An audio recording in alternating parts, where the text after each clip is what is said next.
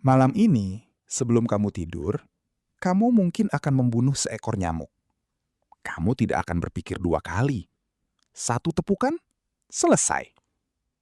Tapi, ada masa di bumi ini ketika kamu yang akan lari. Bukan dari harimau, bukan dari serigala, dari serangga. Dan bukan serangga kecil yang bisa kamu injak. Serangga sebesar anjing, dengan sayap selebar lenganmu, dan rahang yang bisa meremukkan tulang. Kebanyakan orang mengira ini fiksi ilmiah. Bukan. Ini adalah bumi yang nyata. Bumi yang sama tempat kamu berdiri sekarang. Dan untuk memahami bagaimana hal itu bisa terjadi, kamu harus kembali ke 300 juta tahun yang lalu. Ke dunia yang terlihat seperti bumi, tapi bukan bumi yang kamu kenal. Namanya periode karbon. Hutan menutupi hampir seluruh daratan. Bukan hutan seperti yang kamu bayangkan. Ini pohon-pohon setinggi 30 meter yang tumbuh rapat hingga langit hampir tidak terlihat dari bawah. Dan di dalam hutan itu ada sesuatu yang berbeda. Udara. Oksigen di atmosfer bumi saat itu bukan 21% seperti sekarang. Ini 35%. Hampir 2 kali lipat. Dan angka itu mengubah segalanya. Karena serangga tidak bernapas seperti kamu. Mereka tidak punya paru-paru. Mereka bernapas melalui tabung-tabung kecil di sisi tubuh mereka yang disebut trakea. Oksigen masuk langsung ke jaringan tubuh mereka melalui difusi. Sistemnya sederhana, tapi ada batasnya. Di kadar oksigen normal, difusi hanya bisa menjangkau tubuh sejauh beberapa sentimeter. Itulah kenapa serangga hari ini kecil. Bukan karena evolusi tidak mencoba membesarkan mereka, tapi karena fisika tidak mengizinkannya. Tapi ketika kadar oksigen naik ke 35%, batasnya bergeser. Difusi bisa menjangkau lebih jauh, lebih dalam, lebih besar. Dan alam memanfaatkan setiap sentimeternya. Perkenalkan Meganeura. Capung, tapi bukan capung yang pernah kamu lihat. Rentang sayapnya 70 cm, lebih dari setengah meter dari ujung ke ujung.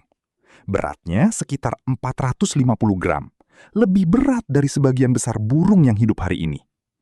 Ia terbang di atas hutan karbon seperti drone raksasa, dengan kecepatan yang peneliti modern masih berdebat soalnya.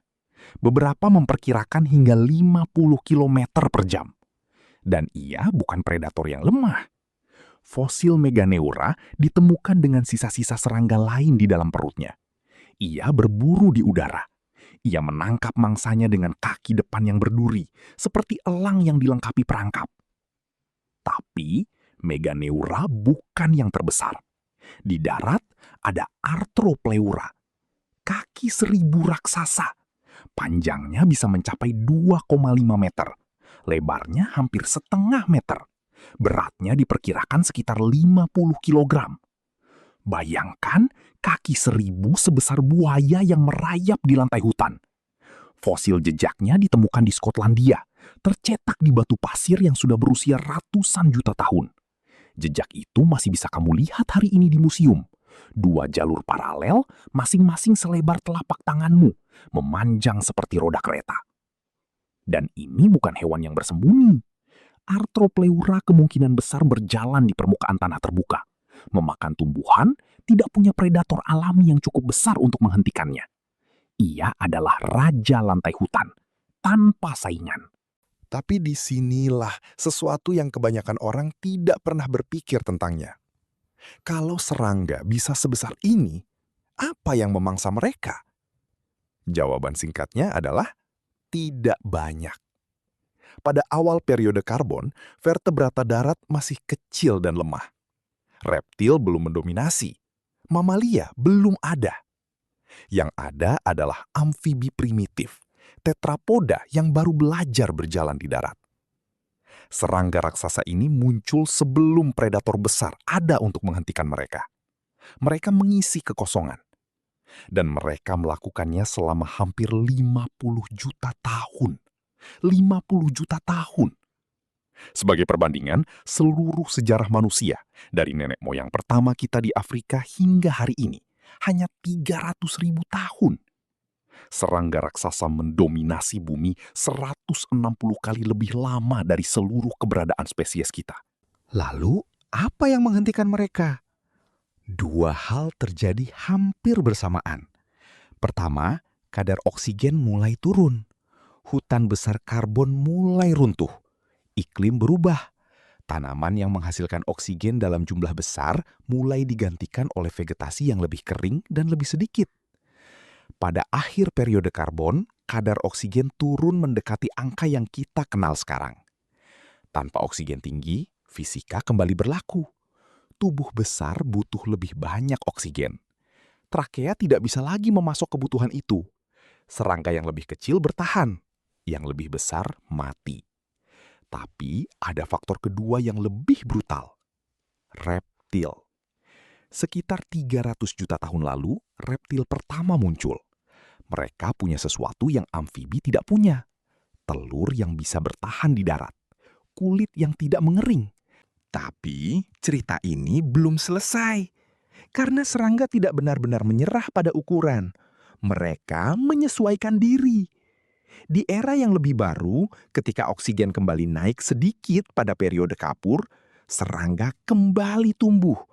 Tidak sebesar Meganeura, tapi lebih besar dari sekarang. Capung prasejarah dengan rentang sayap 30 cm. Kecoa sepanjang 10 cm. Semut ratu yang lebih besar dari burung kolibri modern. Dan ada sesuatu yang lebih mengganggumu dari semua ini. Serangga masih di sini. Mereka tidak punah. Mereka tidak kalah. Mereka hanya menyesuaikan ukuran dengan dunia yang baru.